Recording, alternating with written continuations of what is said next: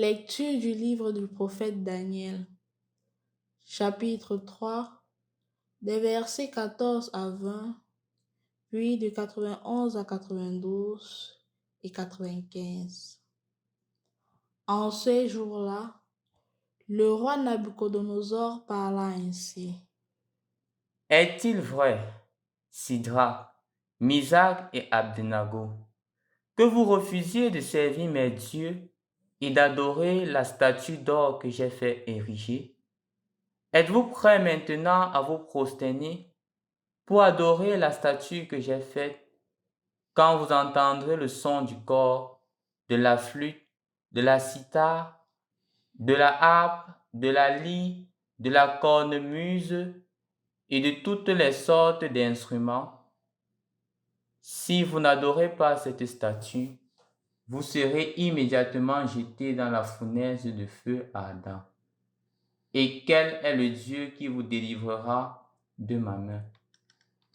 Sidrak, Misach et Abdenago dirent au roi Nabuchodonosor. Ce n'est pas à nous de te répondre.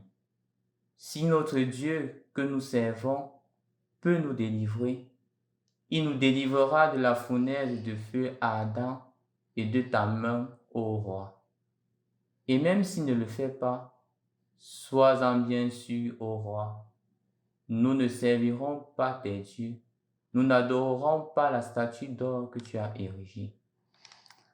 Alors Nabuchodonosor fut rempli de fureur contre Sidrak, Misach et Abdenago, et son visage s'altéra. Il ordonna de chauffer la fournaise 7 fois plus qu'à l'ordinaire. Puis il ordonna aux plus vigoureux de ses soldats de ligoter Sidrak, Misach et Abdenago et de les jeter dans la fournaise de feu ardent. Le roi Nabuchodonosor les entendit chanter. Stupéfait, il se leva précipitamment et dit à ses conseillers. Nous avons bien jeté 3 hommes ligotés au milieu du feu. Ils répondirent. Assurément, ô roi. Il reprit. Eh bien moi, je vois 4 hommes qui se promènent librement au milieu du feu. Ils sont parfaitement idem. Et le 4e ressemble à un être divin. Et Nabuchodonosor s'écria.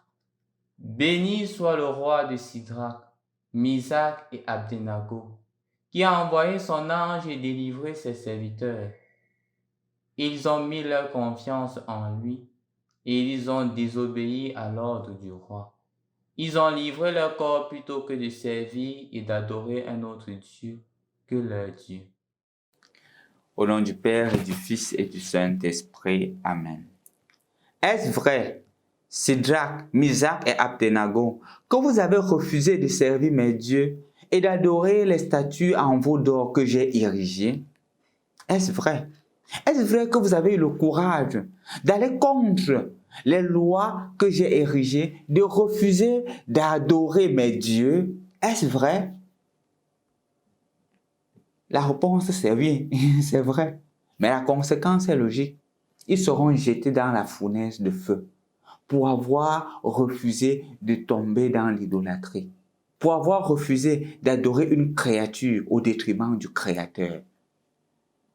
Ils sont mis dans la fournaise de feu.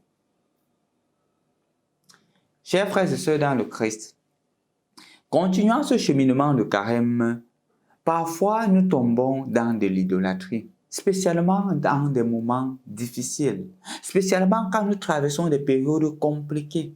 Et la première chose qui nous est proposée, c'est « je connais un endroit où on peut te faciliter la tâche ».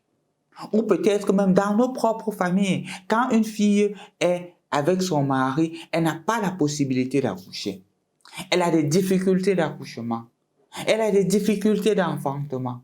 Qu'est-ce qu'on fait? On dit, il y a tel voyant, il y a tel marabout qui peut te résoudre la situation.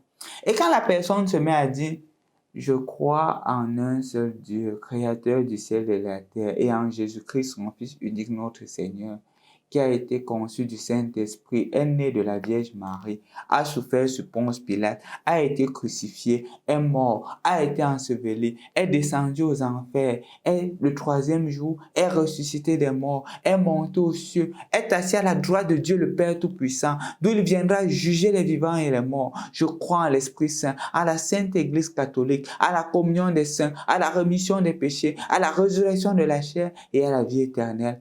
Amen. Ils sont jetés au feu. Ils sont jetés au feu parce qu'ils croient que leur Dieu est plus grand que tout. Et que justement, puisque leur Dieu est plus grand que tout, ils savent que tout ceci aussi fait partie du plan de Dieu parce qu'ils savent en qui ils ont mis leur foi. Ils sont jetés au feu.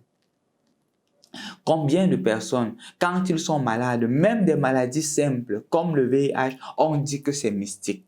Disant que c'est mystique, on se met à leur dire, va voir tel marabout, marche avec tel gris-gris. Et quand ils ont le courage, comme Sidrac, Misac et Abdenago, de dire non, ils sont régnés par leur famille. Ils sont régnés par leur famille au point d'être considérés comme des personas non grata dans leur propre famille, des personnes indésirables dans leur famille parce qu'ils ont fait le choix de Dieu au lieu de l'idolâtrie.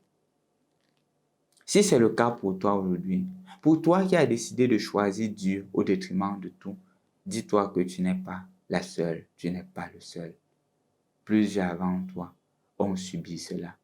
Et aujourd'hui, nous avons nos trois frères, Sidrac, Misac et Abdenago, qui ont dit non au détriment de leur foi en un Dieu unique. Mon frère, ma soeur, aujourd'hui aussi, tu subis cela. Mais ne te décourage pas, parce que ton salut est proche.